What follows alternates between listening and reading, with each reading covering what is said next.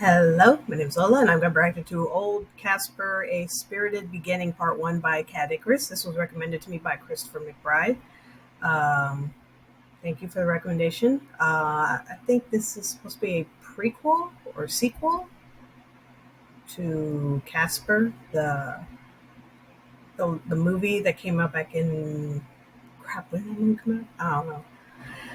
I really don't remember. It was 19 something. Oh man, I really can't remember. But I did love that movie. I think Casper was voiced by Jonathan Taylor Thomas. um, yeah, yeah. I didn't know that. I don't know if this is a game or a movie. But anyway, I didn't know there was a follow-up to that movie. But yeah, let's check this out. And if you want to like, comment, subscribe to my channel, you can if you want to. That's fine too. Here we go.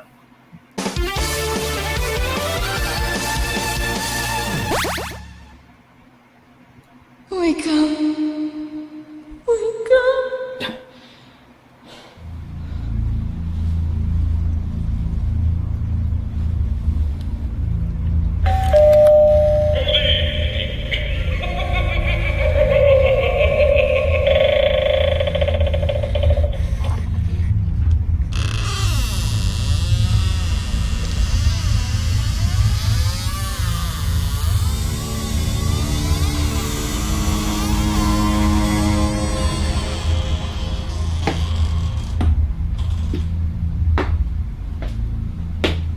Like, dude, how do you not say nope? I know it's your house, but still, like.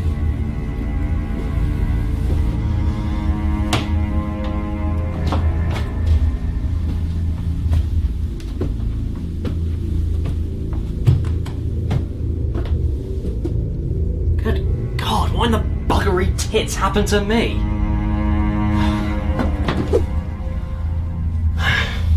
Never get my answers in here. Okay, fine. I'm doing it already. Golly.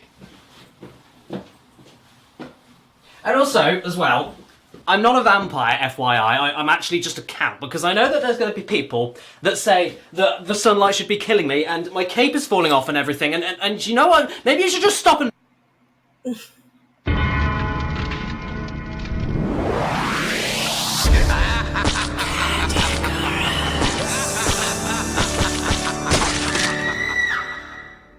Greetings and salutations, my beautiful people, and welcome to the Cat Icarus show, where I always have to do the dirty deed of deciding whether or not a game deserves to be slaughtered or salvaged.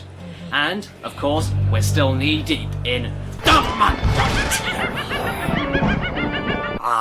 But I'm not talking about a game today, because I'm actually fulfilling a promise that I made in a video over 2 years ago. And trust me on this, I'll get to that movie soon enough. And I can't honestly apologise enough. There is a reason it took me nearly 2 years to get to this thing. And no, it's not because I was waiting for the month of terror or anything like that. It's because this thing is pure cataclysmic garbage that I couldn't think of the words decent enough to conjure up to describe it.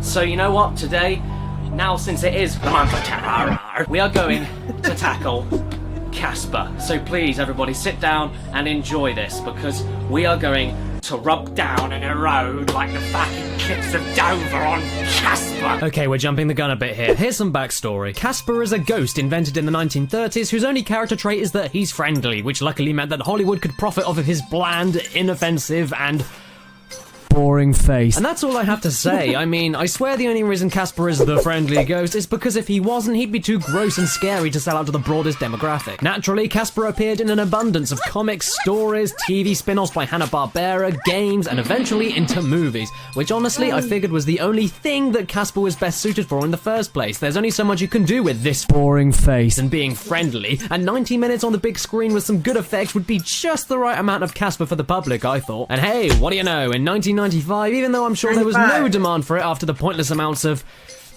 Casper and the Angel, the movie Casper was made. And what do I think of it?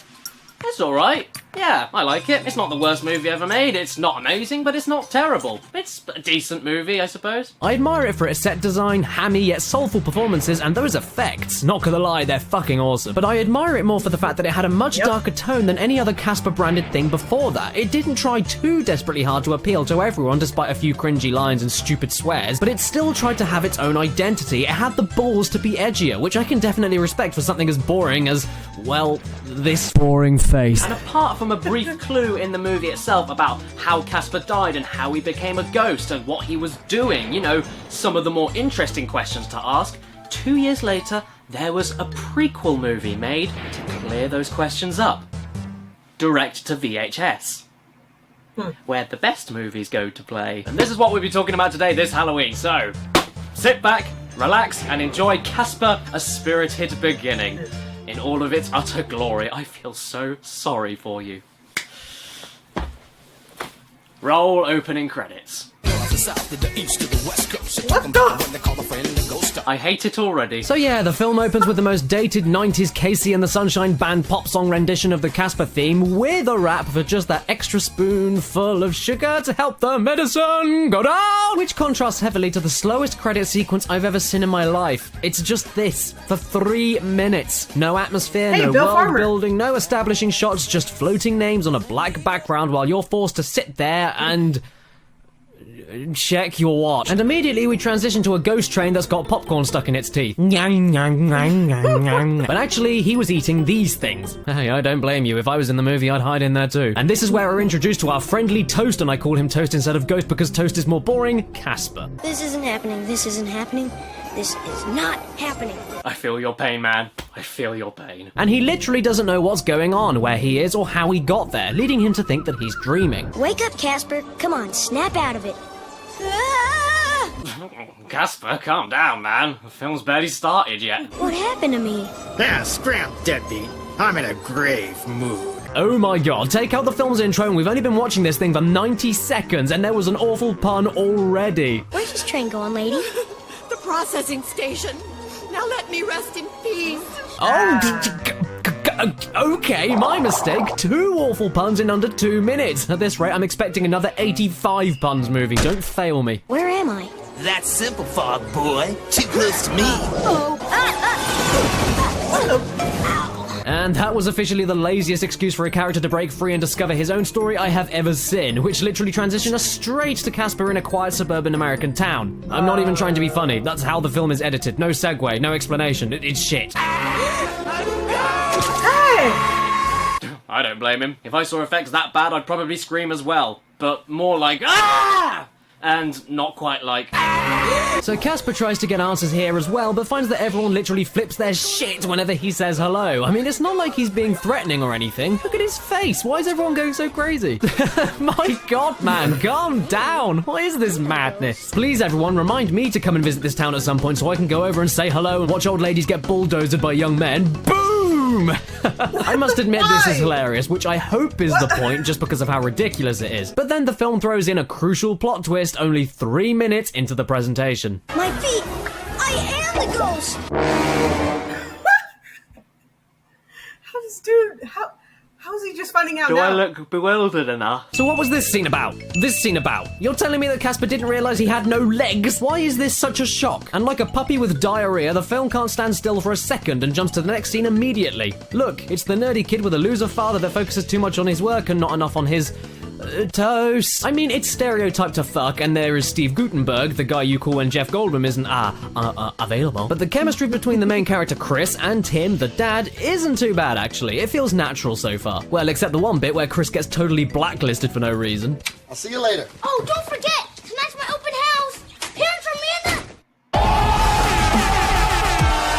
And what does Tim do for a job? He's a renovation artist that nobody likes because he destroys historical landmarks, and the mayor wants him to bulldoze this Haunted mansion. in order to build... A brand new mini mall. We don't need another mini mall! Yeah, but that shit's boring. Let's watch everyone get run over into a pulp instead. I'm calling the sheriff. Or, you know, watch 3 other hideous ghosts protect their motherland from the scum of the human race, and that's cool as well. Oh wait, sorry, I spoke too soon, because we have another pop song to promote, so instead let's just make a 3-minute ghost haunting scene with lots of screaming, close-ups of people with their mouths open, and more horrific jokes. I learned this trick from my mummy. This is a no parking zone. says shake your body. Well, at least you have a sunroof now. What a crack up. I've got to say though, this unbelievably boring 3 minutes is absolutely made by two characters. This guy who says, "Run for your life!" in the most forced way possible by running into position, standing in a pose, getting his arms out ready and proclaiming it to the clouds, begging for another movie company to hire him. And this guy who gets a mega wedgie but strangely enjoys it. Anyway, that was Stinky, Stretch and Fatso, our trio of ghosts that live in the Applegate mansion that Tim is trying to tear down. And where did they come from? Never explained, don't get your hopes up. But hey, it is Casper's story, so I'm hanging on to that. And now Chris gets bullied. The end. Nothing to say, it's just bullies being bullies. But for a change, Chris actually stands up to them instead of letting them walk all over him. It's nice to see in a movie like this, honestly. Shut up, geek, or I'll pulverize you. Pulverize? Wow, Brock, a 3-syllable word. Why on earth the principal Ray beholds your back to grave? Run your face under a cold tap because you just got burned! Now Tim has lost his demolition team and Chris goes to try and find the ghost that caused the haunt. Oh, but that's after another load of terrible fucking jokes. They didn't even stand a ghost of a chance. Lighten up, huh? I mean, go turn on the lights, just like the U.S. Scare Force. And I wish I could say more about this scene, but this is where the chemistry takes a complete nosedive. There's nothing more to say other than the jokes aren't funny, Chris acts like a sarcastic asshole for the whole part, the ghosts all speak like they're on opposite sides of the room while on the phone to other people, and this animation is just incredible with how bad and ugly it is. The ghosts don't look part of the mise-en-scène whatsoever, they're just plastered on like one of my animated pictures. It's worth mentioning as well that these ghosts also have short-term memory. Hey, it's that Snoop again. Who is you? And again, the scene just ends as we now return to where the ghost train was going, to a ghost training facility where you can gain a haunting license. And here we meet Snivel, an ugly son of a bitch voiced by... Paulie Shaw. You, the rookies, will be learning the A, B, C's of the ghost life. Oh, no, no, no! No! No! No! No! No! And he's the assistant in this movie to Kibosh, the head of the facility and another bad guy, much like the bullies to Chris and even Chris's dad to the whole town. This is getting stupidly confusing. And it turns out that Casper was supposed to go to this school all along, but was thrown off. Not only leading Kibosh to get angry and do what everyone has wanted to do since Biodome and throw Paulie Shaw off a building, but also raises the point that contradicts the original movie, where Casper said he never moved on from being a ghost because he was looking after his lonely dad. So how could he be doing that if he woke up on this fucking train in the first place, not even knowing he was a ghost? Plot holes. Be careful. If you fall down them, you get stuck. It's also very sad to hear James Earl Jones's voice coming out of Kibosh. He must have had a hefty heating bill from the previous winter to think this script was good enough for his godly voice. When I find those slackers, I'll tie a sheep shank on their bedsheet butts. Especially considering our main running gag for the movie. Kibosh can't remember the main character's name. Little snot noses named Carter. Because that's...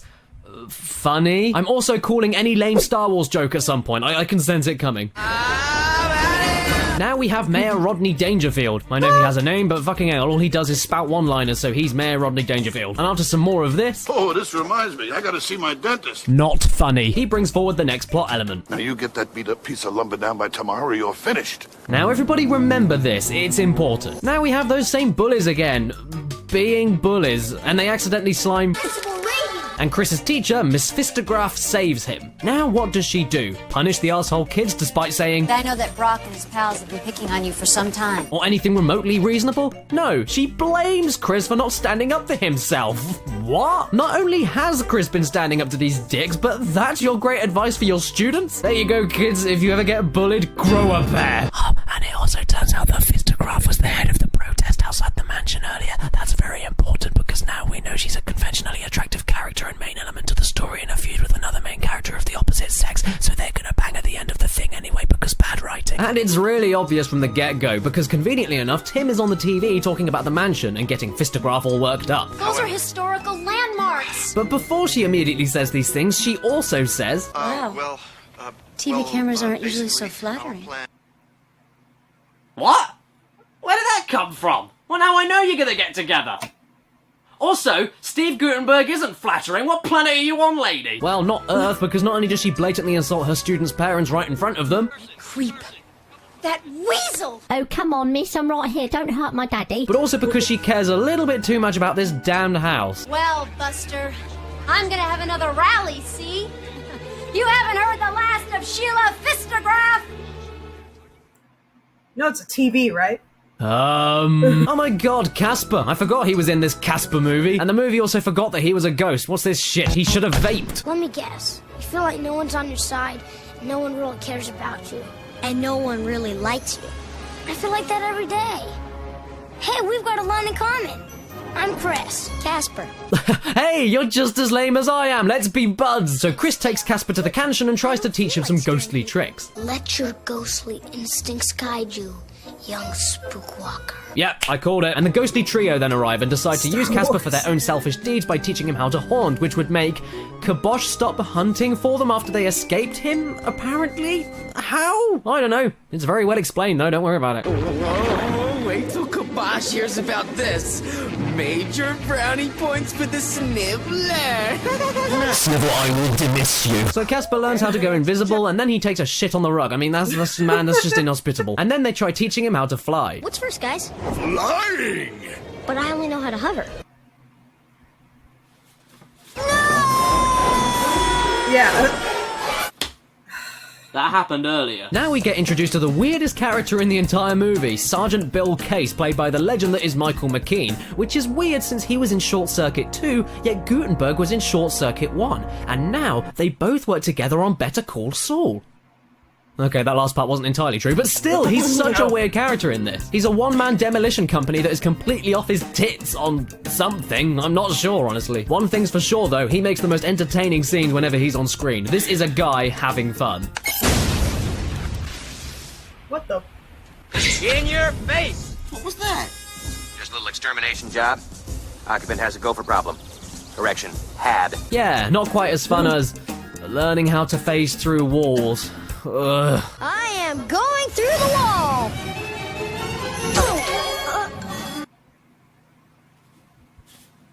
Again. That also happened earlier. Did they write this film backwards or something? Oh look, the bully girl is now being suddenly nice to Chris. Why? No need to worry, because it looks like Tim missed the parents' evening he totally ignored earlier. Chris is understandably pissed off about that. Then the film remembers it's about ghosts and gives Casper the spotlight again. I'm doing the best I can. Jesus! What was that? What? How? No. What? But oh dear, Casper isn't quite getting the hang of this ghosting stuff, so he gets kicked out by Stretch, Stinky, and Fatso. But of course, only after there's another sudden character change. Look, little guy, we know deep down inside you're really gruesome and horrible, but we're just not seeing it.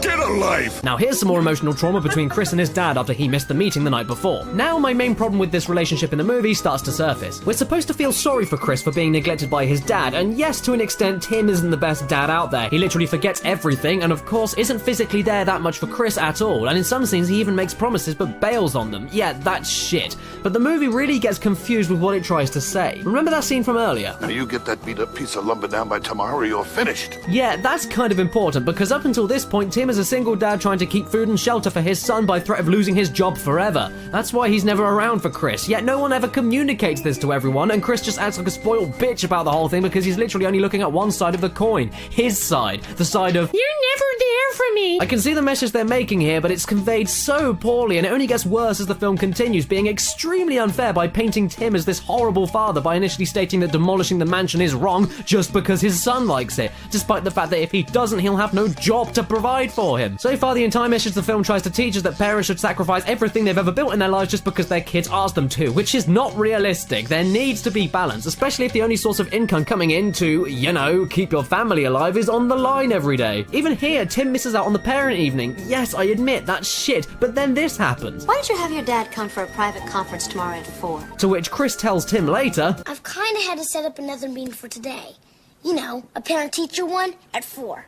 4? But I have...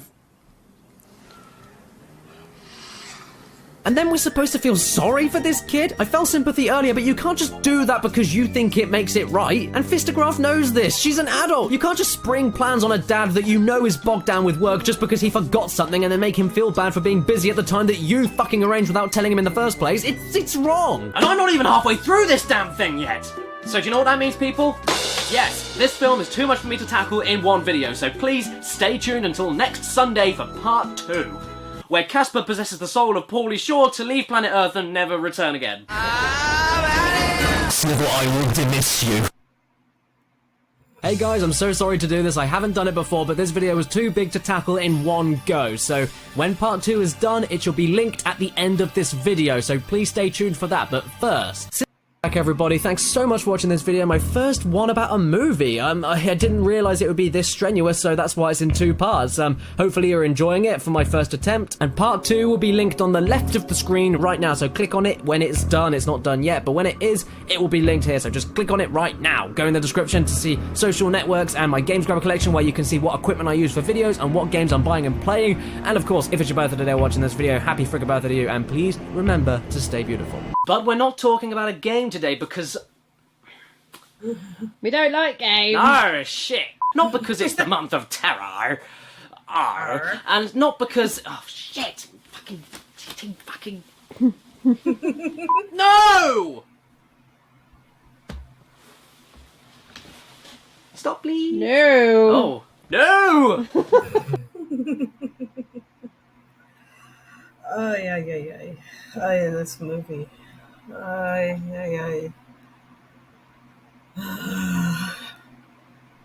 Yeah, of course, they're not following with the original storyline of the original movie.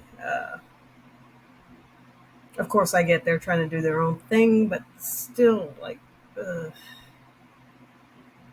it's like, oh my god, like all these celebrities, Rodney Dangerfield, James Earl Jones, and earlier the freaking professor from Ferris Bueller's Day Off, the one that would always say Bueller, like, like what the hell are they doing in this? This is a straight to video movie, like he said. It's like, what the hell are they doing in this? I don't know. Oh god, this movie's a train wreck, yo. Like, really, like, Casper really needs to relearn all that, since, he did earlier in the movie, going through walls, flying. Come on, man. Why are they wasting time with that? Anyway, yeah, I'm going to be looking at part 2, and, yeah, that's it. That's my reaction to Old Casper, A Spirited Beginning, part 1, by Cat Icarus. Everyone, take care of yourselves and each other, and I'll see you in the next one. Bye.